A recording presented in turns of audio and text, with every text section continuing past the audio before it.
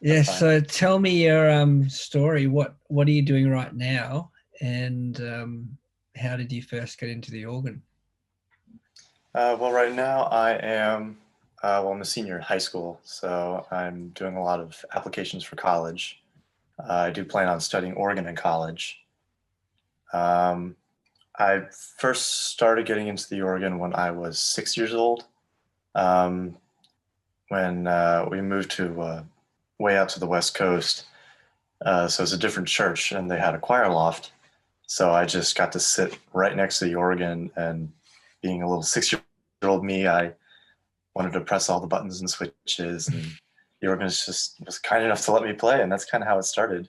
Um, it wasn't until I was 9 years old when I actually got formal lessons, and ever since then I've been taking lessons. So I've been taking lessons now. Whereabouts in the States are you based? Right now I'm in Maryland, so I'm maybe 10 miles northeast of Washington D.C. Okay. And who's So I'm your on the current East teacher? Coast. My current teacher is Chuyoung Suter. She is the wife of Eric Suter. Some people might recognize that name. He was the organist at the National Cathedral for, I think, 14 years. He was there for a while. So some people might recognize that name. Okay. And when I guess how I found you on YouTube was probably looking up people who were using inspired acoustic sets, and there wasn't many people as I thought it would be, but yeah, your performances were stand out because you played big repertoire, and I'm like, yep, this we're gonna have to do a joint recital at some point because I need motivation to play some big repertoire. So if I get someone like you to do a recital, I'll have to pick my game up. I can't just play little things. Well, my motivation for big repertoire is the volume. I'm sort of I need a lot of big reads and stuff. I don't know. That's just me. That's my motivation. I have a hard time with little repertoire. I was talking to another organist friend, and he said, "Oh, people don't want to people just don't want to hear quiet organ music. They just want to hear the loud stuff." And I guess well, that is true. But if you listen to an hour's worth of loud stuff, it's going to get a bit tiring on the ears. Yeah, that does get pretty tiring. Yeah, And there really is some beautiful quiet stuff too out there, especially maybe like stuff by Duraflay. There's some really beautiful stuff that's not loud, but it's it's too still hard. it's too hard for me, so I don't play any of it. I'll say I can't play it either. It's too Actually, much. there's like one easy to reflect, or the easiest to reflect, isn't that the the prelude and the intro epiphany? I think that's one of the easiest ones. You know that one? There's mm, I think I've heard of it. Yeah. There's another short piece called Meditation that's not too hard by him. It's pretty slow. It's pretty basic. I've never really heard of it before. It was just in the back of my Duraflay book, so I just kind of play around with it sometimes. So, what got you into the inspired acoustic sets? Well, before this actually goes back before I started taking lessons. When I was maybe 7 or 8 years old, and I kind of got bored, and I found Hopwerk. This is before I had a MIDI console, and I just found myself content actually individually clicking on pedals and stops Yeah. in the free version of Hopwerk. Yeah. And I would look up videos of it, and then I found the Palace of the Arts sample set. And to me, it sounded really cool, and it looked really cool visually with Yeah. a really cool animated console. And then I finally got it, 10 years later, I get my Hopwerk organ, and I started thinking, I got to get that organ I saw when I was a little kid. So I found it again, and that's why I really got that one. You've had to be really creative to load that into your computer and on a two manual instrument. Yeah, I'm actually surprised it even fits in the RAM because according to the website, it shouldn't. And it only takes up 6 gigabytes of RAM total, all 92 Wow. stops, which I'm not sure what it is. I think it's because it's compressed and they Yeah. don't count for compression. That might be it. I don't know. Did you load in mono and truncate the samples? No, I have it loaded in stereo. Some of the stops are loaded in multiple sustain because if you only do single sustain, you don't get tremolos. So I just selected a few for tremolo and then single loops. It is only single release, which normally would be a bad idea, but because it's in a concert hall, single release doesn't matter that much. Mm-hmm. And then everything is just 16-bit compressed. Have you got your eye on another inspired acoustic set? Not at the moment because I recently got Urakami, so not much at the moment. It's an expensive hobby to have. Yeah. Well, one thing I found, and I was looking at other organs before Urakami as well, but then I saw the academic discount that Inspired Acoustics has for half off any sample set. Wow. So as long as you send them a picture of like your student ID or something, they'll give you that. So instead of eyeballing Rotterdam, I switched right back over to Urakami. Maybe Inspired Acoustics who are watching this video can give you a free set to demo. Let's hope they do. Well, if you had to choose, if they gave you a free set, what would you choose? Oof. There's the one that came out before Urakami, Mannheim, I think is how you pronounce it. That would probably be a good one because Esterjon Cathedral would be my answer, really. But I think that's another big one. My processor would not be able to handle the 11 seconds of reverb.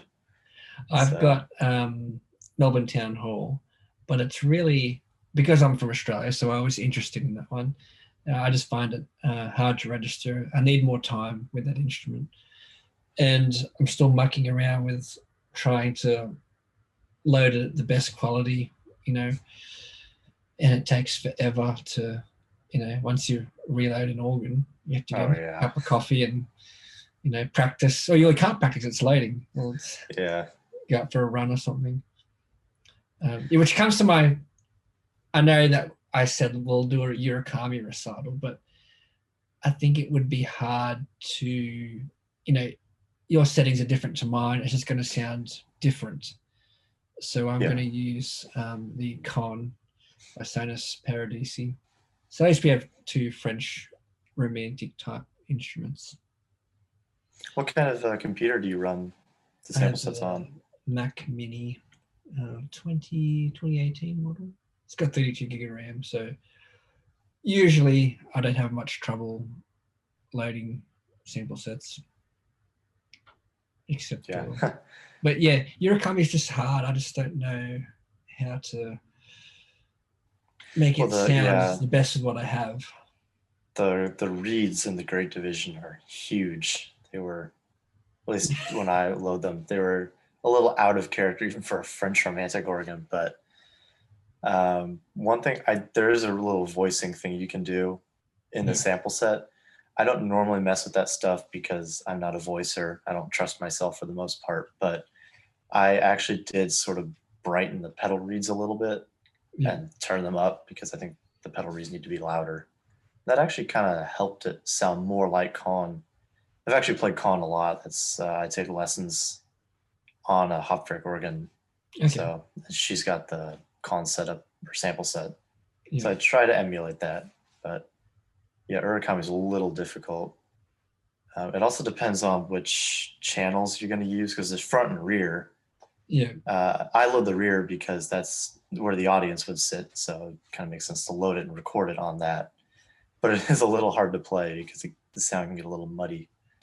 I was experimenting with, I'll load the front regs and I'll add reverb. But it's like, it's too direct, so I'll add the rear one.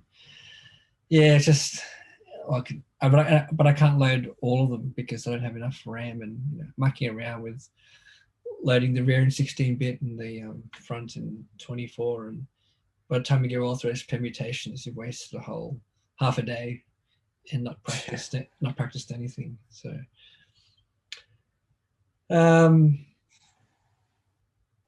so this will be pretty exciting. I was actually practicing before I called you.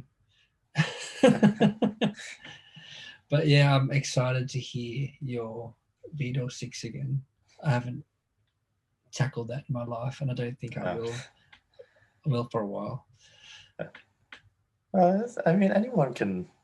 Well, this is sort of my theory. Anyone can play anything as long as you just feel like sitting down and practicing slowly. Yeah. I mean, theoretically, if you sat down for, I don't know, 100 hours and practice the whole thing super slowly, eventually you probably get it. But you memorized it as well.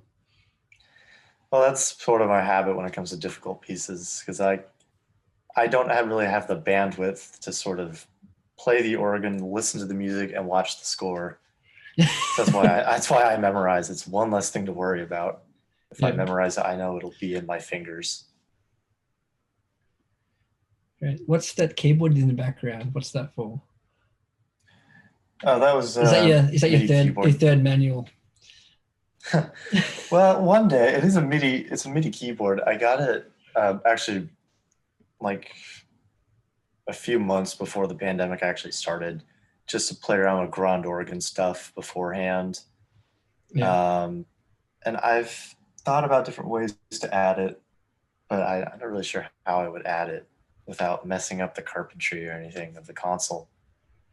I mean, I could put it up on. I guess I could put it up in the music rack or something. Yeah, put the music rack down and get another music rack or something. Well, the whole top of the console actually comes off too. Did you midify your console? Yes, I did. That was sort of kept me busy for 2 months. That's a big job. Every single key, right? It depends on how you convert it. Some people won't really do key by key. They'll just buy some MIDI keyboards and take out the old ones, slide some new ones in, plug it in and go. But yeah, to actually do what I did, that takes a while. And I've got a friend that I'm trying to help him set up a Hauptwerk, but we found a console that's an analog console, unfortunately. And what's the best way to convert it to MIDI? I was thinking just get rid of the console, get the pedal board and bench. That's the most important things. Yeah. And it's easier to midify a pedal board because you've only got 30, 32 notes to worry about, and just play with MIDI keyboards for a while. Yeah, I mean the most expensive part of a console is going to be the pedal board and the desk sort of part. Because that's all the carpentry. That's expensive.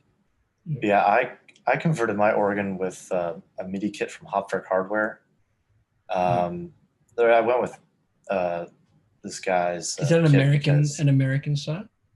No, he's English. What's the website called? I think it's just hauptwerkhardware.com. I'll have to go. He's got a full video series on YouTube. I think it's 37 videos of step-by-step how to do everything, which to me was perfect because I have no idea what was going on at the time. And how long did it take to? Oh, did you order it? Obviously, you ordered it online and had to be shipped from the UK. How long did that take? It took, I think, about a month, maybe. Oh wow! I think it would normally take 2 weeks, but then the theory goes they quarantined my package as well because it sat in New York for a while, but eventually showed up with the whole Royal Mail service and everything on it. Okay. And there was and you got to work straight away as soon as it arrived. Oh yeah. Well, I was already working on it beforehand. It took quite a lot of work to cut every single wire. I mean, being an analog console, there were miles of wire inside my organ. I think we removed something like 80 pounds worth of electronics. Yeah. So there was a lot of that, and then there were other things we could do, like wiring up every single key was something we could do beforehand. Did you wire up the stop Yes. tabs? Wow. Yes, I did. That's a big job as well. Yeah. That took some figuring out too, because they're different construction, and there's still not quite. I don't think I've seen a video of you using them. No, they don't have any solenoids behind them, so they don't move or anything. Okay. I like to do everything with the pistons and sequencers and everything. Yeah. But sometimes I'll use them, especially with practice. It's way easier just to flip a stop than have to move the cursor around and click on a stop. Yeah. And I like your creative use of the top G for the. Oh yeah. I was looking for a long time. I was like, how am I going to get a toasted in here? Because I completed the organ and then I realized I need some sort of a foot piston. Kept thinking, how can I drill a hole here, wire it up? How am I going to do this? But if you've And then I seen thought, my well, help to work video, I just got like a little USB foot switch. It costs like $10 from Amazon, and it just sends a keystroke. But you have to have the help to work window in focus. Um, if you've got it off in the background, it sends a keystroke to whatever applications in the foreground. Yeah, it's not as elegant. That's one thing I don't like about my console. I wish the only reason I went a a turnkey solution because I didn't want to play. I just wanted to plug it in and start playing. Because I played with Help to Work many years ago, and I just spent too much time mucking around with it and not practicing. And now I'm back to doing the same thing. well, that's the thing with Hopfrick. It's too easy to just fool around. Are you on Help to Work 6 yet? Yes, I am. I'm not. I'm just too scared to. Yeah, I hear a lot of things about switching. I never had a problem with it. I signed up for Hopfrick 6 and then I think I just deleted Hopfrick and re-downloaded it, and it just popped up again as Hopfrick 6. So I don't know about the whole iLog thing. Yeah. I think I did have to deactivate Hopfrick 5 and switch it out for the Hopfrick 6 one, but I barely had any trouble switching. Okay. Well, mine's not break. If mine breaks, then I'll go to Help to Work 6. It actually does sound different. Hopfrick 6 sounds like it's more efficient. It actually sounds like it's running a little more effortlessly, which sort of is hard. It's kind of hard to tell. But, well, I guess I was listening to your Vitor 6. I'm like, well, you make your Akami sound good. It's probably just because you're playing it well. Like, why does mine sound crap? Maybe it's Help to Work 5. It might be. I mean, I never loaded Urakami on Hopfrick 5. I got that after. Yeah. Yeah. Yeah, I think Hopfrick 6 might give it more clarity. Yeah. But yeah, I don't know. It probably depends on the computer too. Like what actual hardware you're using. Yeah. So in terms of YouTube, who are your favorite what are your favorite channels, organ channels on YouTube? Well, I like Scott's Brother Duo a lot. Yeah. Because I like they go around to all these different organs, and they do a lot of symphonic transcriptions as well, which is something I try to do, which hopefully eventually I'll start playing more of those. I also like Beauty and Sound, of course, with Richard. Yeah. They're great. And then Gert Van Horf as well, who does recitals every week. I have no idea how he does it too. But yeah, those are sort of the big three that I like. There's something different about preparing a recital than recording one piece. Because if you're recording one piece, if you stuff it up or you're not happy with it, you can do it again. It's not going to take that much time. But if you're going to do a recital, you've got to do it. Well, ideally, to make it look like a recital, you have to do it all in one sitting with no cuts. But of course, people do the cuts because there's more at stake when you put it online, as you know. Yeah. People aren't so forgiving. One reason I don't really do recital. Well, I mean, hopefully one day I probably will do more full recitals, but one thing is my phone can't really handle filming half an hour of straight video without messing something up. You got an iPhone or an Android? Yeah, it's an iPhone, but it's really old. It's a 5S. That's all. I keep in with the old technology running. Just get like a cheap. Well, I haven't done a video on it, but I'm using like cheap $30 web cameras, and I just hook it up to my computer, the same computer that's running Help to Work and OBS, and it just saves a lot of time with editing. And you could also do switch camera angles with the USB. You get two USB web cameras and automatically switch on a timer or have a button that does it. It's an idea. You The don't only need problem to. with that, the only thing with that is I don't think my computer could handle Yeah, I was going to running say. the cameras and Hopper. Hopefully, Can I, I do have an iMac desktop from 2011. The only problem is it doesn't have an operating system right now. yeah. But I guess if I could fix it, it probably could. So how do you Could do some sync live streaming. your iPhone video with the Hoptwerk sound? Kind of match up where you're striking the note for. Yeah, basically, I do it. I just use iMovie for editing, and what I do is I take the sound directly from Hopwerk. So if you click in Hopwerk's recording, start recording, Yep. and then you hit start, it'll give you the WAV file and MIDI file. So I just put the WAV file in with the video and just try to carefully line it up, frame by frame. But once you line it up, it just goes from there most of the time. What do you use to be a pedal camera? Well, fortunately, me having a large family, we got multiple phones here, so often I find myself swiping my brother's phone or something. Yeah. Does anyone else in your family play organ? No, no one else does. Yeah. Okay. Although my little sister does have a lot of interest in it. Yeah. She does like to get up there and bother me while I'm practicing, I guess, but she likes to fidget with it. Any of them help you with your Hoptwerk setup when you're installing, when you're, wiring it all up?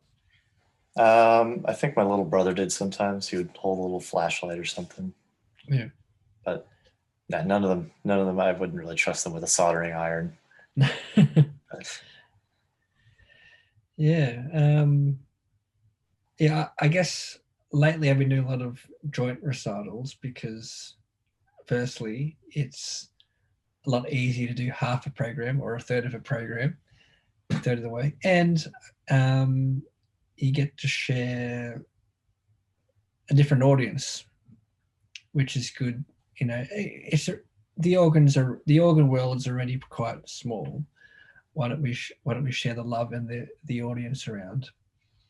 So let's hope that we get you a lot more subscribers, and I'm sure, and I know that you deserve more than what you have now. You're a very good organist. Well, I mean, I just started. Yeah. I've only been at this for maybe 6 months. Yeah, I'm still learning. I've been at this for 4 years, and nothing happened until the pandemic. I guess because everyone, I suppose, had nothing to do and just spent time browsing YouTube. Yeah, I think we're all guilty of that. Yeah. But that's how these Richard McVeigh and Griffin Horf have really taken off too. Yeah. And I think that's the nice thing about the organ is no other musical instrument can really do what the organ can do, like just straight up music.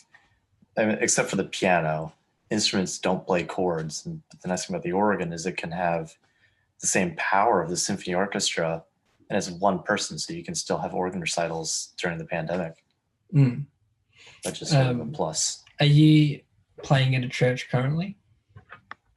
Occasionally, whenever the organist wants a break or goes on vacation.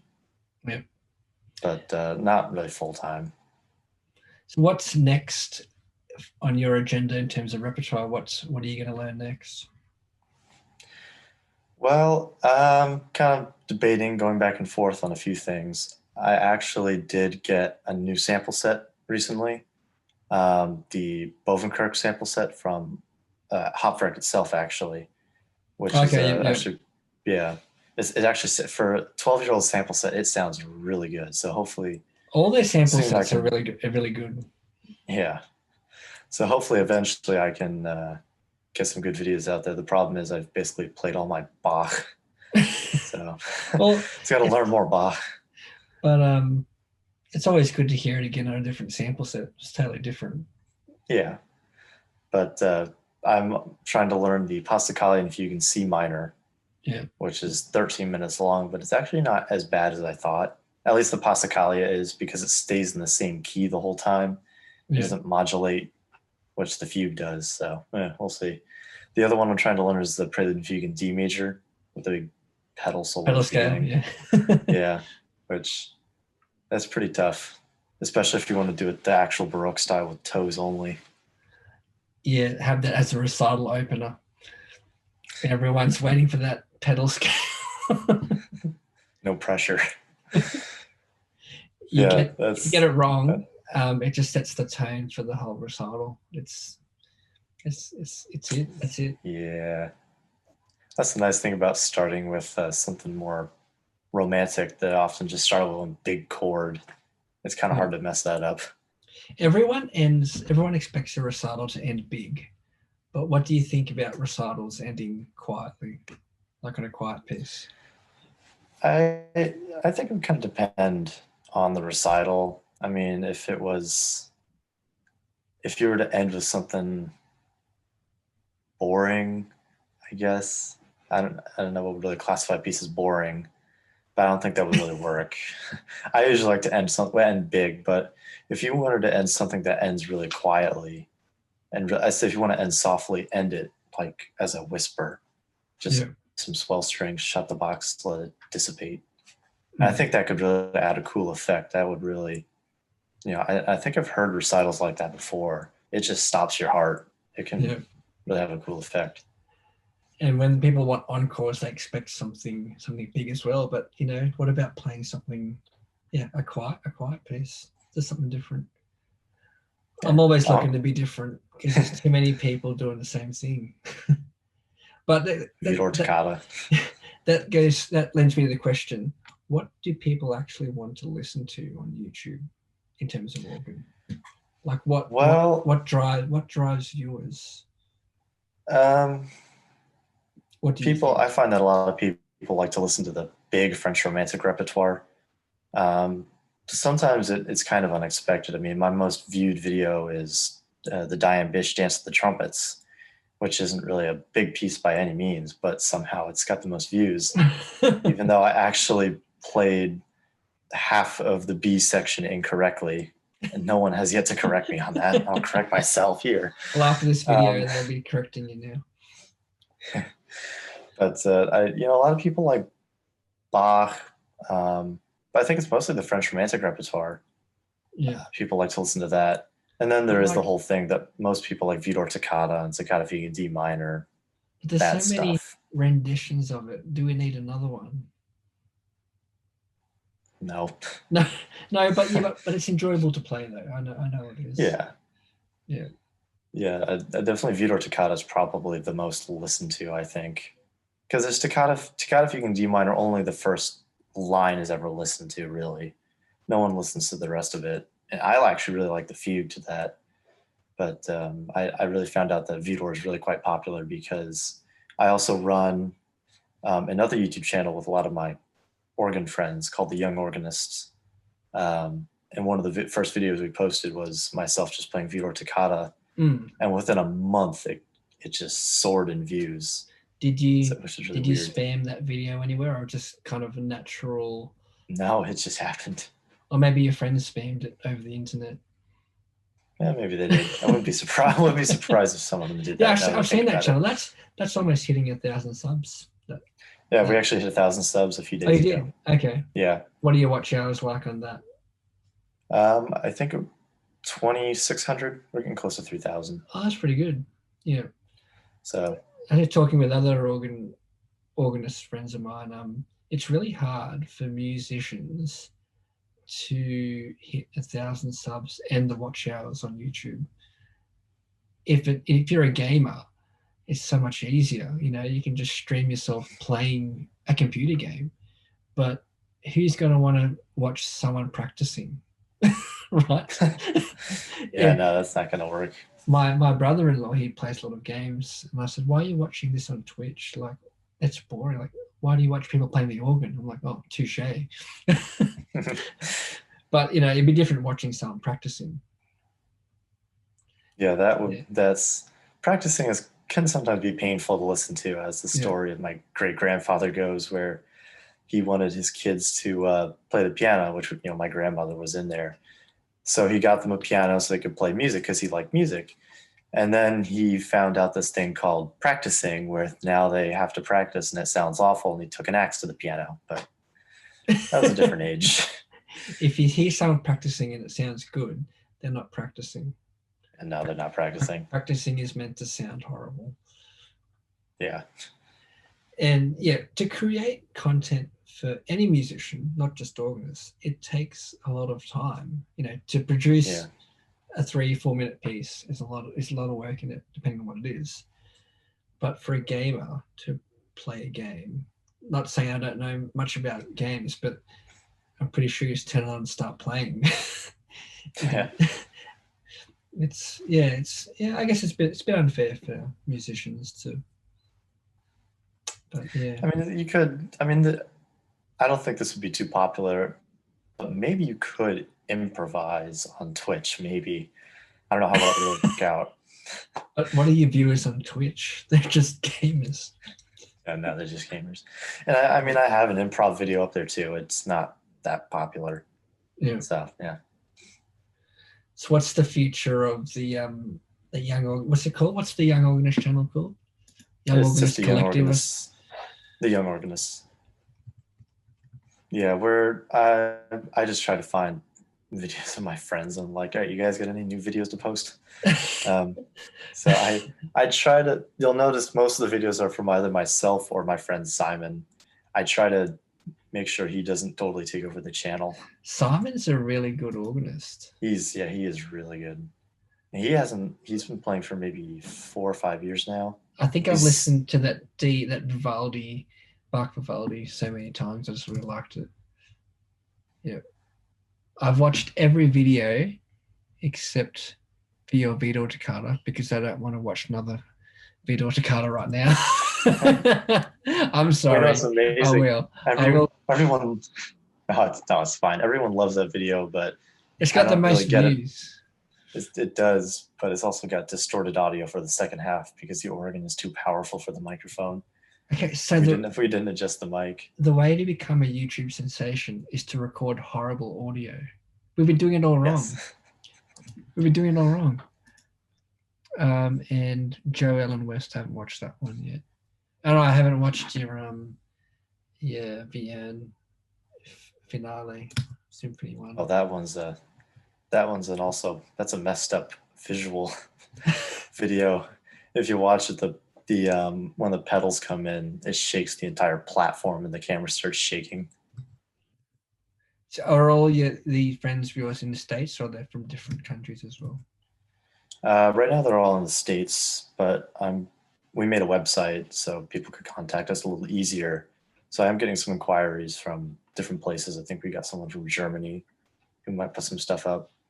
Yeah. So the idea of the channel originally was just sort of a fun idea we had.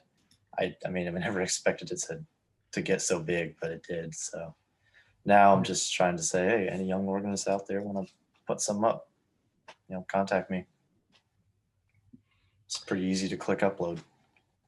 Yeah. Yes. Very, very good. You should get your own domain. Yeah, hopefully one day we can do that. I'll be happy to sponsor your domain. There you go. I'll help you guys along. I don't really think we need a domain quite yet, but maybe one day. Because I actually have no idea how many people really visit it. Yeah, I just want to know who's behind the Young Organist. They go to the website. Oh, it's Andy Brown. Yep. Well, I don't qualify the Young Organists anymore, so we won't disclose my age. Yeah. So, any questions you want to ask me while you've got me on this call? Because I've been doing all the interrogating so far. Well, you earlier you mentioned that little foot pedal you got. Where did you get that? I think I just got it off eBay, but you get them on Amazon too. You just look up USB foot switch. There's not sure if you subscribe to a channel. His name's Paul Fye. Yes. Yeah. He's got one of those, but it's a three pedal one, just USB.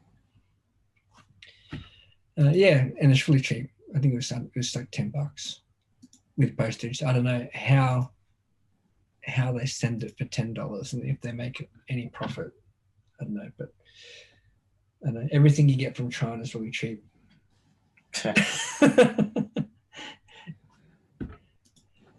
Yeah, so. But not necessarily good quality. No. Oh, I actually don't use it that much. Well, sometimes they get good quality. I usually mostly just push the piston buttons to change my sequences, step through my registrations. Yeah, that's one thing I kind of spoil myself with my own organ because I'm so used to hitting the top G. I go sit down at a real pipe organ that has a real sequencer, and my foot goes way off to the right to switch pistons. Yeah, you're always doing the splits. Right there. You're always doing the splits. Yeah, I was reaching way over. Well, the local church I play at here, the sequencer toe starts off all the way up to the far left, and people have complained about it. We're doing the splits every time we're changing, stepping through registrations. I don't know why it's built like that. Usually it's meant to be right next to the swell pedal, but for some reason this is off all the way to the left. The video I have of Vier and Final, that's at St. Matthew's Cathedral. The piston sequencer on that organ, it's by the swell pedal, but it's way up. So you can't actually sort of see it. Because normally you can see the sort of the tops of the pedals and the bottom of the swell shoes and some of the pistons, but you can't see the sequencer because it's hidden up, and you're constantly having to look down to try to find the sequencer, which is sometimes pretty funny. There's a recording there of Nathan Loud playing the Tannhauser Overture. The whole thing is like 17 minutes long. Yeah. But you'll see him multiple times. He kind of backs up and looks down at his feet because he's trying to find the sequencer. I think I've watched the video of him playing Rachmaninoff transcription of the G minor so many times, just amazed at. Have you seen that one? I'm pretty sure you have. Yeah. Everyone's seen it. He's incredible. Yeah. And so young too. From memory. If that's not enough, from memory. Will he qualify for the Young Organists video YouTube channel? I have no idea how old he is. I mean, the AGO defines the young organist as anyone under 30, so technically that means I think Richard McVeigh could be on the channel, theoretically. You might want to lose the beard first, but... What's your perception of Australian organists? What do you know about Australian organists from an American person's perspective? I don't know. There's not many Australian organists on YouTube, right? There's not hardly any. I don't know. I guess maybe relate Australian organists more to English organists. Yeah. Mainly because a lot of the organs there are similar, built by British builders. Yeah. Can you name any other YouTube Australian channel, top of your head? Like for organ or just for organ? For organ. Oh, for organ. No, I don't know. Do you subscribe to Pep Organ? No, I don't think I've ever. I might have heard of him. You have to go to Pep Organ. He's into that. Yeah, and I can't name any more. That's oh no, that's not the guy. Oscar Herrick. He's actually an organ tuner down in Melbourne, which is about over 300 kilometers south of me. I don't know many other. If there are, they're inactive, or they upload one video and that's the end. For years. Well, I guess on the other end, do you know any American Hofrick or just American YouTuber organists? American. That's a good question. No, I can't think of one right. Oh no. Oh, but Jerry Martin. Jerry Martin's 79 because he's pretty active since the pandemic.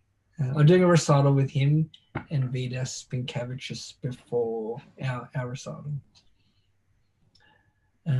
American. Diane Bish. There you go. But I think she just uploads old footage of her what's her TV series, whatever it's called. Oh, the Joy Music. Yeah.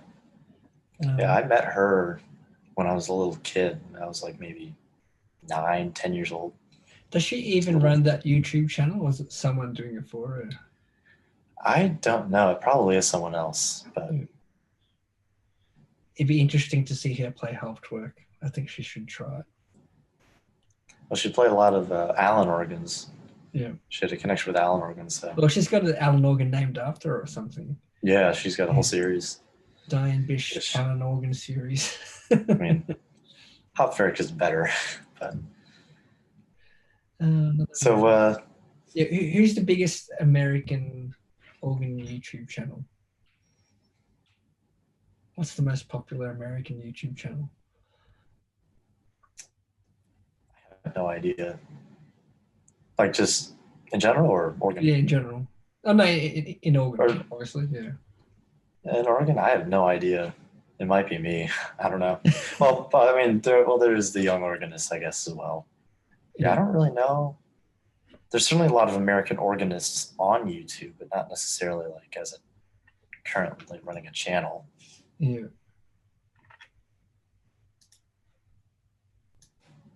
Yeah, well, I'd like to see the young organists channel with the recital from a joint recital. Maybe that's on the cards sometime. One day. One day. Yeah. Well, we keep a constant group chat going. Yeah. I'll have to ask him. Is a group chat a Discord server or? No, it's just a normal text group chat. Okay. Yeah. We've actually got 2 of them because they were from 2 different sort of summer camps, organ summer camps. So one has been going since 2019. The other one's been going from last year's summer. You've got one group chat, another group chat where you're talking about other people in one chat. All right. Well, it's been great talking to you and finally meeting you after watching all your videos. It's been exciting, and thanks for getting up early. And I've had a coffee so I can stay up a bit later. Might do a bit more practice. Yeah, so when's our recital? It'll be on the 28th. I said 28th. Yeah.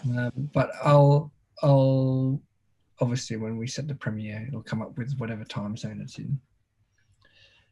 And we'll make it for people in the Northern Hemisphere favored, because let's face it, no one in the Southern Hemisphere cares about the organ, especially in Australia. Yeah. You've got Melbourne Town Hall. It's a pretty big organ. Yeah, but organ culture in Australia is pretty dismal. That's why many Australian organists, when they finish their studies, they go off to England or the States or Europe. No one hangs around. Like, who's the most famous Australian organist you know? I have no idea. Exactly. Exactly. If you say, tell me a famous French organist, who would you say? Daniel Roth. Yes, exactly. Olivier Lechuy, keep going down the list. Or a famous American organist. Nathan Lau, Monica Chows, Australia, what? There's nobody. Actually, no, but I think the most. Well, it's you. Oh, I've been dubbed an internet organist. I only play for the internet. But there's Thomas Haywood. He does a lot of recitals and travels around. He did a lot of recitals in the States. I'm not sure if you heard of him. I think I've heard of him before. David Drury. He's played a couple of times, or maybe more than a couple of times, at Notre Dame before it burnt down. Those are 2 that pop into my head right now that have been overseas. Yeah, most of my organ stereotypes kind of come from Europe. I mean, like English, they like their choir music. They don't actually play real repertoire. French organists just improvise and they hit the keys really hard. Netherlands organists, they play like this. They insist if you want to accent, you want to hit it like that. And American organists, we tend to be spoiled by all of our electric action. There's not that many mechanical actions, or well, there actually are quite a few now. Tracker action is sort of picking up the pace now. Americans like a lot of hymn tune based music, and there's a lot of that's true. Composers. There's a lot of American composers. I think that comes from a very English kind of influence. And what do Australians do? Nothing. You've got the other 64-foot pipe in the world. Oh, the Sydney Town Hall, yes. Which I don't know which one's louder. Never heard that organ, but I've seen the other one, which is huge. Yeah, I've actually been inside the pipe chambers of that organ. That 64-foot pipe is maybe that big around at the bottom, and then it's about 4 feet at the top. It just keeps going. But labeled at the very bottom of it, it's C, C, C, C, C, 5 C's. There's a 64-foot gravissima stop on Melbourne Town Hall on the Inspired Acoustics set. But, the headphones, I don't know, you can't hear it. Yeah. There's, I don't have the Gravissimo edition of Palace of the Arts, but there's the extended edition, which has a 64-foot electronically extended bombard, which I thought would probably be interesting. A lot of organs around here actually have 64-foot digital stops that go 32 feet, and then they're speakers the rest of the way. Yeah. So it's interesting. I was playing with the Urakami set, and I was playing, mucking around with the voicing, the Hauptwerk, rank amplitude stuff. I wanted to turn up the 32 foot. I'm like, why isn't that working? Because it's only the bottom octave that's 32 foot on the Subas 32. And I was like pressing like D or something or E on the pedal board. I'm like, what's happened? I can't hear anything. Anyway, it's just an extension. Oh, the 32. Yeah. Yeah, they usually are extensions. Yeah. Yeah, they usually are extensions. I don't know that many organs that the 32 if it's actually completely separate, because I just assumed it would be because it's Hauptwerk. Just copy and paste the file. Change the frequency. That's why theater organs are small. That's why theater organs are very small. Like they'll only take up maybe 2 gigabytes of RAM, because theater organs are completely unified all the way across. Yeah. You play any theater organ? Oh, very little. Yeah. I do have a theater organ that sometimes I just fool around with, but I don't do. I'm not Fraser sure. I don't do that. That Paramount 310 set's free. Yeah. You have to look around at those. Because I do like silent movies. Silent movies are a lot of fun. Fraser's really funny. Yeah, he's got all that figured out. I would sound too classical, I guess. I need to develop my jazz chords. I was going to mention, there's a huge Dutch market for organ music. There's a lot of, I'm discovering 1 or 2 channels a day of Dutch organists, but they just play. Yeah, there's a lot. They just play Dutch music, and I don't understand it. It's that's sort of the thing, man. Psalm 37, some prelude on Psalm 67. I don't know what Psalm 67 is. But yeah, there was a recital of, there's 3 Dutch organists. They were playing a composition based on the Psalms from 1 to 150, all of them in succession. I think it went for like 6 hours or something. Grief. Yeah. That's how they do it out there. That's sort of that North German Dutch kind of thing. Bach did the same thing, where there's music for everything in the Bible, everything. There's music for everything. So and you can tell when a Dutch person improvises, because it's got this certain flavor, or certain rhythmic. I don't know. I can't find the words, but yeah. Not as messy as French improv. No. And the English are very quiet strings, 32 pairing in the background. and the Americans improvised on hymn tunes. Yeah. Try to do different things, but and people give me funny looks. All right. Well, thanks for taking the time to chat, and Sure. Enjoy the rest of your Sunday. Sunday, right? It's Sunday for me. Sunday. I still have yet to do church things and all that. Sunday is finished for me now. All right. I'll chat to you later. All right, cool. See ya. See ya.